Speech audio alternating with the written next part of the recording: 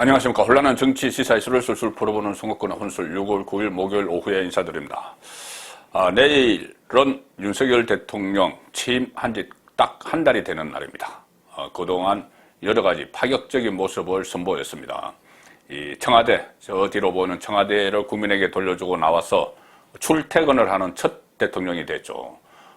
주말에 이 부인 김건희 여사와 함께 재래시장에서 순대, 떡볶이를 포장을 한다든가 또 백화점에서 신발 쇼핑을 하는 이런 모습도 보였고, 이 용산 그 집무실 근처의 잔치 국수집에서 식사도 하고, 또 며칠 전에는 종로 이 피자집에서 경제수석이 생일이었다고 피자를 같이 먹고 저 뒤쪽에 있는 청계천을 산책을 하는 그런 모습, 처음 보는 대통령의 일상생활이죠. 근무 시간에도 이렇게 잠시 짬을 내서 청계천을 산책을 하는, 점심 먹고 나서 그런 모습을 보이고 있는데, 이 정도만으로도 소통 능력은 역대 다른 대통령에 비해 월등히 높다, 그렇게 평가를 할 수가 있습니다.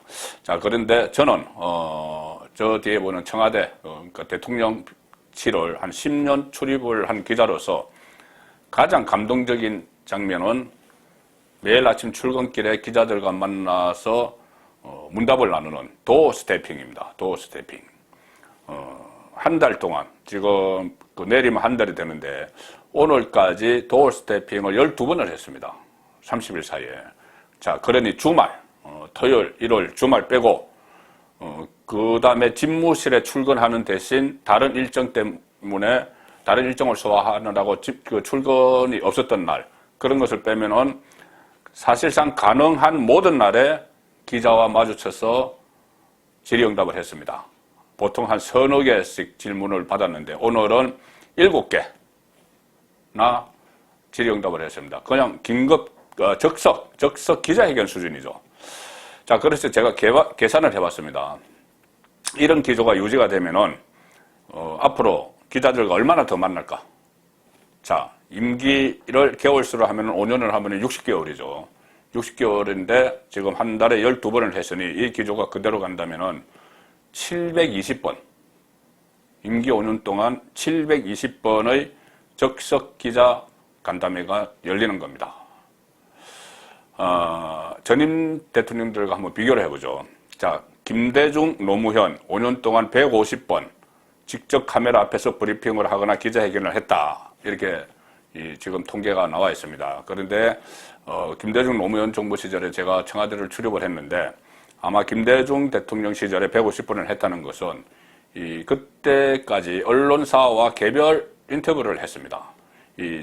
중앙에 본사가 있는 일간지 경우에는 창간 몇 주년 할 때 2주년마다 경년에 한 번씩 창간 기념일에 개별 인터뷰를 했고, 영남일보도 저도 인터뷰를 했는데 그때 지방에 본사를 둔 언론사는 5년에 한 번씩 그렇게 언론 인터뷰를 했기 때문에 아마 그것까지 다 합해서 150번이 되는 것 같고, 노무현 전 대통령은 그 시절에 출입 기자들의 청와대 비서동 출입을 제한을 했습니다. 못 들어오게 했습니다.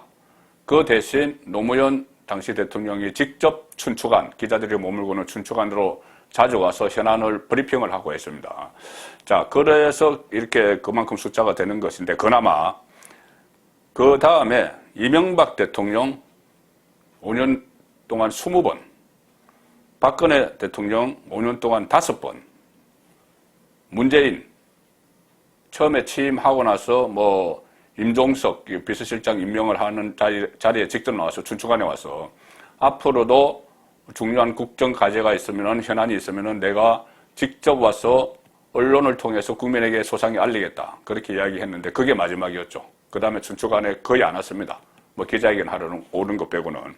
그래서 문재인 5년 동안 신년 기자회견 4번, 취임 기념 기자회견, 취임 1주년, 2주년 이렇게 해서 5번, 국민과의 대화 2번 해서 11번, 5년 동안 11번 기자들과 만났습니다. 1년에 2번이죠. 문재인 11번, 윤석열 예상되는 기자간담회 720번, 자, 이 상황인데, 청와대 시절에는 대통령이 출근을 하는지 마는지, 본관으로 출근을 하는지, 비서동으로 출근을 하는지, 비서동에도 집무실을 만들어 놨다고 문재인, 정부 시절에 막 자랑을 했죠. 근데 실제로 비서동에 가서 근무를 했는지, 본관에 어리어리한 데 가서 근무를 했는지, 그것도 아무도 모릅니다. 그리고, 현안들에 대해서 대통령이 어떤 생각을 갖고 있는지, 거의 아무도 몰랐죠. 그냥 뜬구름 잡기입니다. 참모들도 잘 모른 채 나와서, 홍보 참모들이 잘 모르고 나와서 기자들에게 브리핑을 했다가 나중에 그게 아닌 것으로 나서 야단이 일어나고 법석이 일어나는 그런 일까지 다 있었습니다. 그런데 출근길 동선이 노출되는 첫 대통령이 윤석열 대통령인데, 자, 청와대 시절만 해도 이 출입기자들은 그냥 춘추관 출입기자 이렇게 불렀습니다. 대통령 얼굴 보기 힘들죠. 그런데 지금은 명실공히 대통령실 출입기자입니다. 같은 건물 안에 1층에 기자실이 있고 2층에 대통령 집무실이 있습니다. 5층을 쓰다가 2층으로 내려왔죠. 자, 그래서 상당히 저는 긍정적인 효과가 있다고 보는데, 물론 여기에 대해서 시비를 거는 그 목소리도 들려드리겠습니다만은, 자, 일석삼조의 효과가 저는 있다. 첫 번째는 주요 국정 현안에 대한, 중요한 국정 현안에 대한 대통령의 생각을 국민이 그대로 알 수가 있다. 국정 운영의 투명성이죠. 두 번째는, 자, 대통령 입장에서도 오늘 하루 현안이 뭔지 파악을 할 수가 있습니다. 기자들의 질문에 의해서. 기자들이 지금 질문을 할 때, 아침에 질문을 할 때, 오늘 7개 질문을 할 때 사전에 누구는 어떤 질문을 하고 그거 협의를 하지 않습니다. 협의하지 않고 기자들은 누구나 오늘 현안이 뭔지 알죠. 그래서 막 그 질문을 하는데, 여기에 대해서 대통령 입장에서는 기자를 통해서 오늘 국민들이 궁금해하는 현안이 뭐구나, 이것을 파악을 할 수가 있죠. 세 번째는 참모들, 대통령 참모들도 대통령의 의중을 알아서 잘 대처를 할 수가 있습니다. 도어 스태핑 하는 과정에서. 예를 하나 들으면은, 그러니까 이 국정 운영의 투명성, 주요 국정 현안에 대한 대통령의 생각, 국민이 그대로 알 수 있다. 오늘 아침 도어 스태핑에서 이명박 전 대통령 특사 문제가 나왔죠. 여기에 대해서 윤석열 대통령은 20년 동안 수감하는 것은 전례에 맞지 않다. 그래서 곧 어떤 형식으로든 석방이 필요하다는 이런 뜻을 비췄죠. 그런데 하루 전, 바로 어제 MB 특사 문제가 기자들에게서 질문이 나왔을 때 지금은 그것을 언급할 문제는 아니다. 이렇게 좀 여지를 뒀죠. 그런데 어제 하루 사이에 그 대답이 나오고 나서 보수 진영을 중심으로 이명박 대통령의 건강 문제를 또 거론을 하면서 조속한 석방을 요구하는 이런 여론이 있었습니다. 그러니 어제는 좀 여지를 뒀다가 오늘은 좀 더 전향적인 이런 입장을 밝히는 셈이죠. 자, 그래서 이런 것들이 이 여론과의 소통이다. 이렇게 볼 수가 있는 것이고, 이 취임식 다음 날에 한겨레 신문에서 다음날 기사 일면 톱이 그거였습니다. 취임사에서 통합이라는 이야기가 빠졌다. 불통 대통령이 되겠다는 건가 이런 식의 논조로 기사를 실었죠.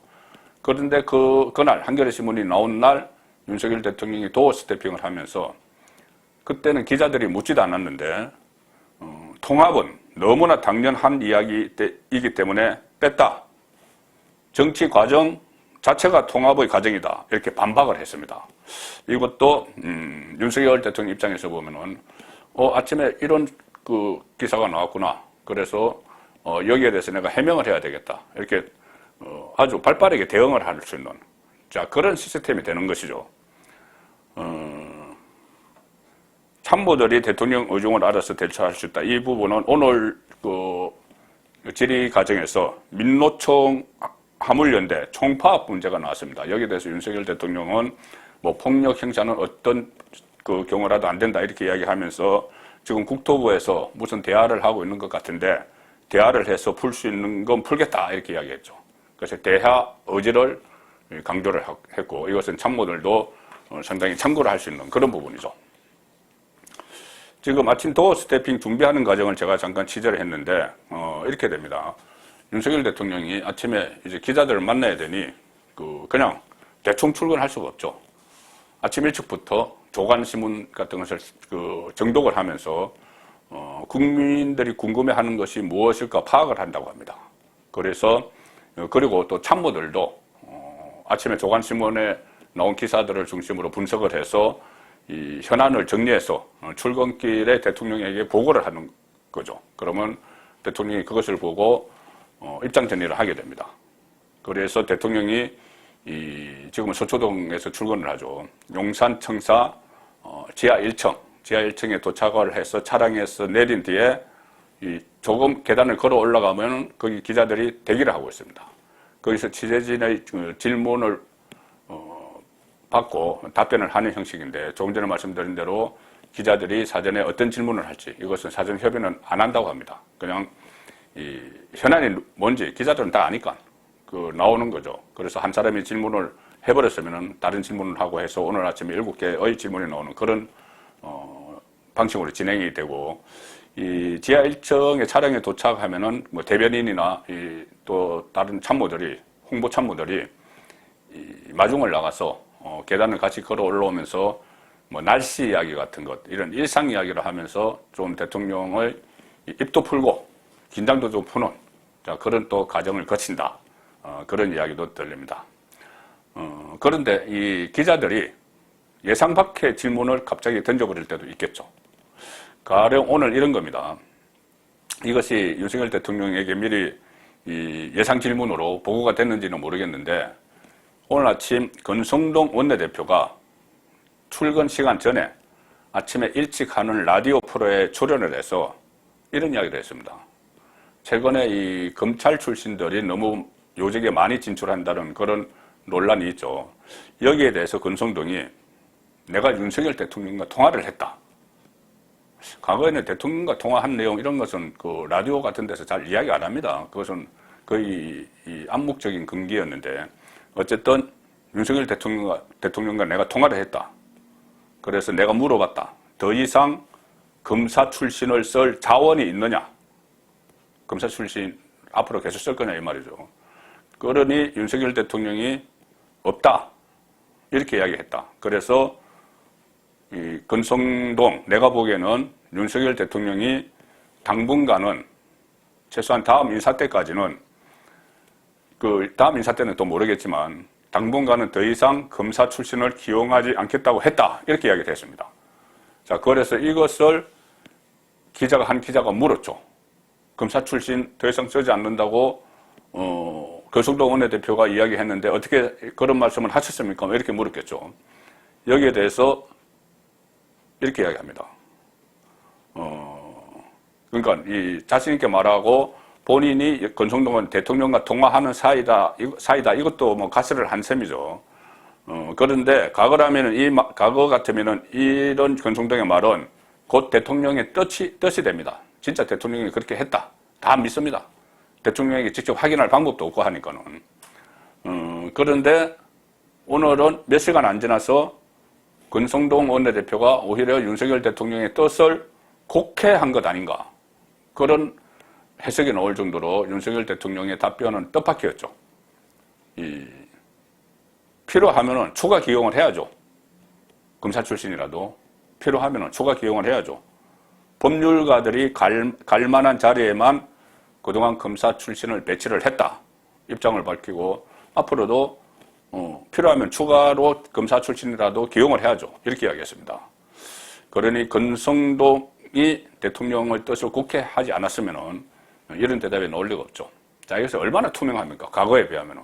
과거에 뭐 대통령과 내가 통화를 했다 이렇게 이야기하는 그런 사람도 없었지만은, 만약에 그런 말을 했다고 하면은 확인이 안 되니 그 말은 그대로 다 받아들여지고 거기에 맞춰서 또 여건이 움직이고 이렇게 되죠. 자, 윤석열 대통령은 그 말을 하고 나서 내친 김에 이 마음속에는 좀 답답한 심정까지 토로하는 그런 기회를 가졌습니다. 뭐냐면은 지금 언론이나 민주당에서 이 검사 출신들을 몇 명 직계를 하죠. 뭐 내각에 몇 명, 대통령실에 몇 명 막 이렇게 직계를 하는데, 자, 윤석열 대통령의 말입니다.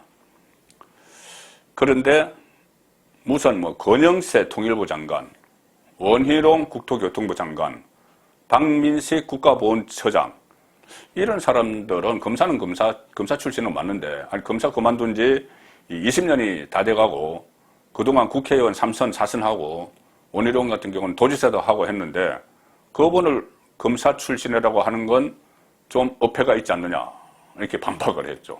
그것은 저도 한번 전해드린 적이 있는데, 지금 권영세 정치인이죠. 원희룡 정치인 출신이고 도지사 출신인데, 그것을 검사 잠깐 했다고. 원희룡 검사 진짜 잠깐 했죠. 그것을 검사 출신에 의해서 카운터에 집어넣는 겁니다. 그런 데 대해서 답답한 심정을 토로하는 그런 기회를 갖는 장으로도 이것이 도어 스태핑이 활용이 되고 있는 거죠. 자, 마지막으로 이 궁금증이 또 안 생길 수가 없죠. 이 도어 스태핑에 대해서. 첫 번째는 언제까지 할 거냐. 두 번째는 부작용. 초기에 참모들도 많이 반대했는데 부작용은 없느냐 이건데 언제까지 할 거냐. 알 수 없죠. 제가 처음에 이 집계를 추산을 해드린 대로 720번 할지, 더 이상 또 할지, 아니면 줄일지 알 수가 없지만 대통령실에서는 지금 방식처럼 매일 하겠다는 것이 윤석열 대통령의 확고한 의지다. 그렇게 이야기합니다. 그리고 감히 미래를 예상할 수는 없지만 지금과 달라지지 않을 것이다. 제 예상으로는 이것이 아주 큰 결정적인 도어 스태핑 과정에서 큰 논란이 일어나거나 말실수를 하거나 그런 일이 없는 한 이것을 그만둘 수는 없습니다. 만약에 이것을 그만두게 되면 그때부터는 윤석열 대통령은 지금까지 했던 소통쇼 이런 이야기들이 민주당에서 막 하겠죠. 그리고 국정을 파악하는데도 완전히 다른 방식을 써야 되기 때문에 그것이 큰 부담이 됩니다. 그래서 다른 큰 어마어마한 그런 변수가 없으면 계속 할 걸로 저는 보고 있습니다. 자, 부작용. 초기에 참모들도 반대했죠. 메시지가 혼선이 돼서 나간다. 정제되지 않은 메시지가 나간다. 그런 이야기를 하는데, 그런데 지금 웬만한 거는 그냥 넘어가는 분위기입니다. 윤석열 대통령의 또 화법이 있죠. 말투가 있고 스타일이 있기 때문에 그것을 감안해서 넘어가는데 어떤 경우는 보면은 오히려 윤석열 대통령의 그런 직설 화법이 이 국민 머릿속에는 확확 들어오는 그런 효과도 있습니다. 명쾌하게 전달되는 대통령의 생각이 그런 측면도 있죠. 가령 며칠 전에 추경을 편성을 했죠. 그 추경 편성으로 물가 상승이 우려된다 하니 이렇게 대답을 했죠. 윤석열 대통령이. 아니 그러면 추경을 안 합니까? 대통령 그렇게 이야기합니다. 그러면서 지금 영세 자영업자들은 숨이 넘어갑니다. 그걸 먼저 생각해야죠. 자, 이렇게 이야기했고, 또 양산에서 이제 문재인 전 대통령 집 앞에서 시위가 벌어지는 데 대해서도 야당 일부에서 윤석열 대통령이 좀 입장을 밝혀야 된다 이렇게 하니 윤석열 대통령이 아니 대통령 집무실도 시위가 허가되는 판인데 그거 법에 따라서 하면 되지 않겠느냐 이렇게 이야기를 했죠. 또 하나 검찰 편중 인사 이야기가 나오니 아니 전임 문재인 정권에서는 민변 출신들로 요직을 도배했다 이렇게 이야기했습니다. 자, 이런 부분에 대해서 물론 야당은 비판을 합니다. 비판을 하는데 어떻게 보면은 대통령의 확고한 입장을 알 수 있다. 이것은 분명한 것이죠. 분명한 것이고 여기서 민변 출신들 요직을 도배했지 않느냐. 그런데 미국의 사례도 들었죠. 그래서 법치주의를 강조하는 그런 것도 유추해서 해석을 할 수 있었고 일단 초기지만은 이렇게 직설적인 이야기들이 나오는 것도 가히 나쁘지는 않다고 봅니다. 일단 국민이 대통령의 의중을 분명히 알 수가 있는 것이죠. 그리고 또 전혀 새로운 모습에 당황하는 그런 사람도 지금 생겨나고 있습니다. 뭐냐면은 김종인 전 비대위원장 또 라디오에 출연해서 여러 가지 이야기를 하기 시작합니다. 또 한동훈에게도 별의 순간이 왔다 이런 이야기도 했고 아침에 제가 전해드렸죠. 사실 윤석열 정권을 만들어서 본인이 상황 노릇을 하려고 하다가 실패한 인물이죠. 자, 김종인 또 목리를 부립니다. 오늘 라디오에 출연해서 이 도어 스태핑 아마 어느 시점이 지나가면 안 할 걸 악담이죠. 그리고 국민과 소통은 국민이 정부에 바라는 게 무엇인지 챙겨서 이행을 해주는 것이지 대통령이 기자들 만나서 얘기하는 것은 소통이 아니다. 이건 말이 안 되는 것이, 아니 국민이 바라는 것을 언론이나 이런 것이 아니면 어떻게 대통령이 알 수가 있습니까? 언론을 통해서 소통을 한다는 것은, 국민과 소통을 한다는 것은 언론은 하나의 창구죠. 그것을 간과하면서 이 목리를 부리는 듯이 그렇게 이야기를 지금 김종인은 하는 겁니다. 그리고 출퇴근하면서 기자들과 질의응답을 너무 즉흥적으로 하다 보니 말에 실수가 있다. 생각 없이 뱉다 보니 직설적으로 얘기가 나오고 국민 정서에 거칠게 다가온다. 국민 정서 부분적으로 뭐 그런 부분이 있을지 모르지만 지금 전체적으로 보면은 국민 정서에 거칠게 다가오는 것이 아니고 야당의 정서를 김종인 전 위원장이 이야기를 하는 거겠죠. 송국건의 혼술이었습니다.